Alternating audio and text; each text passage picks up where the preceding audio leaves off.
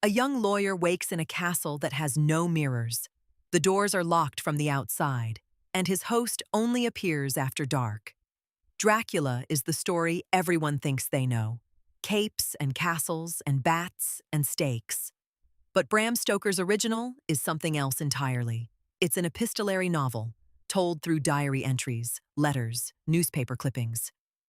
And it's the story of 5 people trying to stop an ancient evil before it devours London. The vampire is barely in it. The terror is everywhere.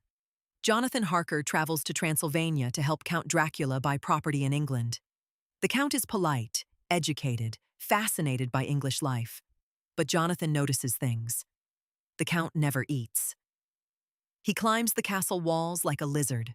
3 phantom women appear in Jonathan's room one night, hungry for his blood, until Dracula stops them. Jonathan realizes he's a prisoner. By the time he escapes, broken and delirious, Dracula has already sailed for England. Back in London, Jonathan's fiancée Mina waits with her best friend Lucy. Lucy is beautiful, adored by 3 men who all propose to her in the same week. She chooses Arthur Holmwood, but something is wrong. Lucy starts sleepwalking. She grows pale, weak. 2 puncture wounds appear on her throat. One of her rejected suitors, Dr. Seward, calls his old teacher, Professor Abraham Van Helsing. Van Helsing recognizes the signs. He tries everything: garlic, holy wafers, blood transfusions from all 3 of Lucy's suitors. It's not enough. Lucy dies. And then she rises again, a vampire, preying on children in the park. Van Helsing takes Arthur, Seward, and the 3rd suitor, Quincy Morris, a Texan, to Lucy's tomb. Arthur must drive a stake through the heart of the woman he loved. She screams. Then her face softens into peace. She's free. Mina and Jonathan marry. He's still shattered from Transylvania. She reads his journal and believes every word. When she meets Van Helsing, she shares everything.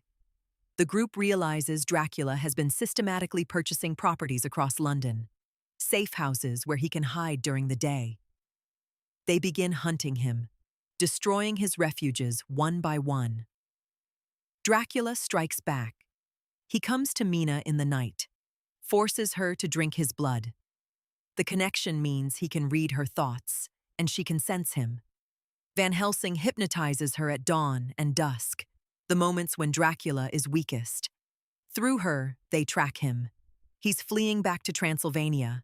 The hunters split up. Van Helsing takes Mina overland to Castle Dracula. The others pursue Dracula's ship up the river. It's a race. Dracula travels in a coffin filled with his native soil. He's weak in daylight, but untouchable at night. Van Helsing and Mina reach the castle first. He destroys the 3 vampire women, seals the castle. Then the others arrive, chasing a band of Romani carrying Dracula's coffin at sunset. Jonathan and Quincy fight through the guards. Jonathan slashes Dracula's throat with a knife. Quincy drives a Bowie knife into the vampire's heart. Dracula crumbles to dust. His face, in that final moment, shows peace. Quincy dies from a wound taken in the fight. The others survive. Mina is freed from the curse. The scar on her forehead, burned there by a holy wafer, fades away. Stoker's Dracula isn't a love story. It's not romantic. The Count is a predator, a conqueror, an infection spreading through a modern world that barely believes in him. The novel is about information, how you gather it, share it, trust it. Mina types up everyone's accounts on a typewriter. They use telegrams and phonographs and train schedules to hunt a creature from the medieval past. It's science and faith working together. And it's about the damage evil leaves behind, even when you win. 7 years later, the Harkers have a son. They name him Quincy. If this story gave you chills, leave a comment with the book that scared you most. And subscribe if you'd like one of these every day. That's the story, inked. Now,